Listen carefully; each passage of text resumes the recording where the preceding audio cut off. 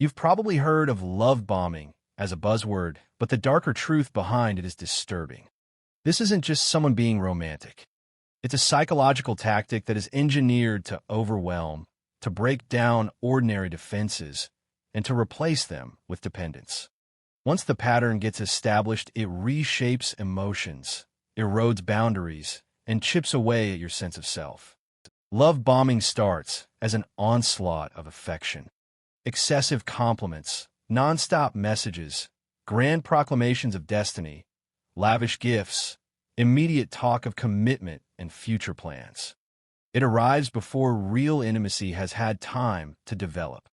It feels intoxicating at first because it mirrors what so many people crave: to be seen, wanted, valued.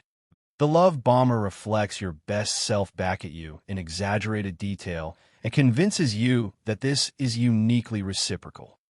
That illusion is the bait. The initial phase is calculated to create a fast bond.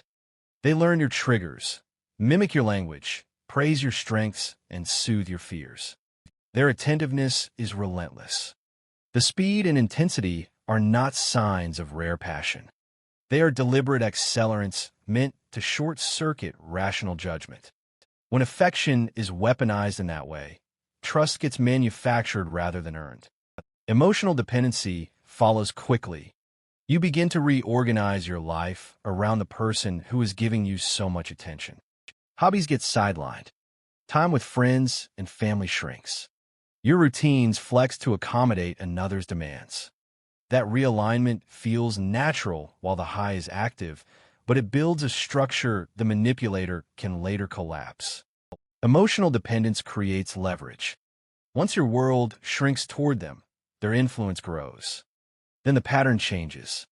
Compliments become conditional, attention becomes intermittent, and small criticisms begin to appear. The same person who once worshipped you'll find faults. When you raise boundaries, you're labeled insecure or unreasonable. When you ask for space, you are accused of rejecting them. The shift is subtle at first, then progressively harsher. That inconsistency serves a purpose. It destabilizes your sense of reality and amplifies the value of the occasional affection they still offer, making the affection feel like a reward for compliance. Neurochemistry plays a role. Intense early attention floods the brain with dopamine and oxytocin, creating a biochemical dependency that feels like love. Withdrawal from that intensity feels like loss. Your brain begins to crave the pattern and tolerates behaviors you would have immediately rejected outside the cycle. Manipulators count on that biological wiring. They create a new emotional baseline and then measure your behavior against it. Emotional indebtedness is another mechanism. The gifts, grand gestures, and constant flattery create a sense of obligation. You feel that because they invested so much in you, you owe them loyalty and forgiveness. That perceived debt makes you less likely to challenge manipulative actions later. The narrative becomes, they gave me everything, therefore I must endure their defects. That perceived morality is part of the trap. This tactic aligns closely with narcissistic behavior, insecure attachment styles, or learned manipulative strategies. Sometimes it is conscious and strategic. Other times, it is an unexamined pattern repeated by someone who got similar treatment in past relationships. The common factor is a will to control another person's emotional resources. In modern life, the tactic gains potency through constant connectivity. Persistent texting, video calls, social media commentary, and digital surveillance provide endless avenues for pressure and monitoring. That connectivity permits the manipulator to maintain intensity while eroding your outside connections. Identifying the red flags early prevents escalation. The warning signs are consistent: an immediate, excessive intensity that demands rapid commitment, relentless contact that erases your private time, boundary violations masked as concern, criticism framed as honesty, attempts to isolate you from your support network, and inconsistent affection punctuated by punitive reactions. Each sign alone is questionable. Together, they form a predictable architecture of manipulation. If several appear in the same relationship, treat the pattern as intentional rather than situational. Defensive measures are practical and straightforward. Slow the pace of the relationship deliberately. Maintain existing friendships and responsibilities. Keep private time sacred. Observe how the person responds when you say no. A caring person respects your limits without guilt-tripping. Test consistency over time rather than accepting declarations of love as proof. When attention is steady instead of dramatic, when words align with actions over months rather than days, when respect for autonomy persists under stress, treat that as trustworthiness. If entanglement has already happened, certain steps restore clarity. Document the behavior and how it makes you feel. Reconnect with prior routines you abandoned. Re-establish daily rhythms that belong only to you. Reduce contact incrementally if full no contact is not immediately possible. Prepare for emotional backlash. Manipulative people often amplify pressure when control is threatened. Maintain external anchors by confiding in trusted friends, family, or a mental health professional who validates your experience and provides perspective. Therapeutic help accelerates recovery. A clinician can map the cycle, explain the cognitive distortions that keep you stuck, and provide tools to rebuild boundaries. Group support also normalizes the experience and removes isolation. Recovery is gradual. Expect setbacks and treat them as information rather than failure. Repeating the same boundaries and reaffirming them aloud rewires reflexive responses that the manipulator exploited. The goal is not to punish yourself for past tolerance, but to train new reflexes that protect future choices. Reclaiming identity is central to healing. Remind yourself of values and interests you sidelined.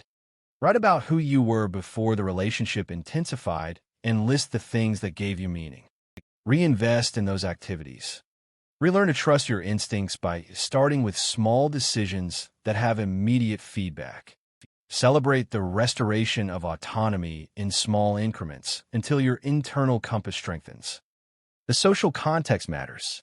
In an era of curated online personas, love bombing can masquerade as intense compatibility discovered through algorithms. Someone's profile that aligns with your ideal does not prove deep compatibility. Verify through slow, real-world interactions.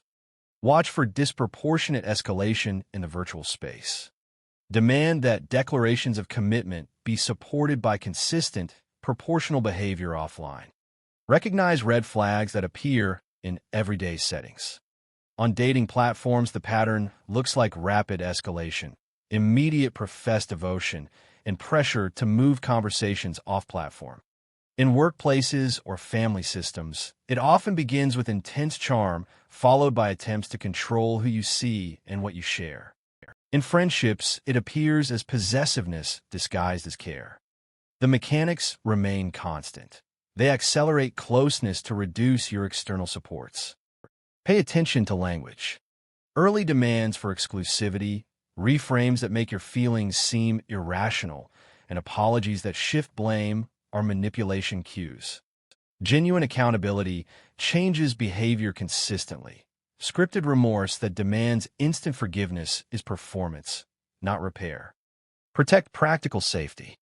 If interactions feel coercive or intimidating, document incidents and secure evidence. Secure devices and accounts, change passwords, enable two-factor authentication, limit location sharing. If physical danger is possible, develop an exit plan with trusted allies and contact appropriate services. Restore emotional equilibrium with routines. Sleep consistency, movement-focused work blocks, and grounding practices stabilize the nervous system. Those habits reduce anxiety and rebuild competence. Expect mixed emotions during recovery. Anger, grief, shame, relief, and nostalgia can coexist. Treat them as data, not moral failure.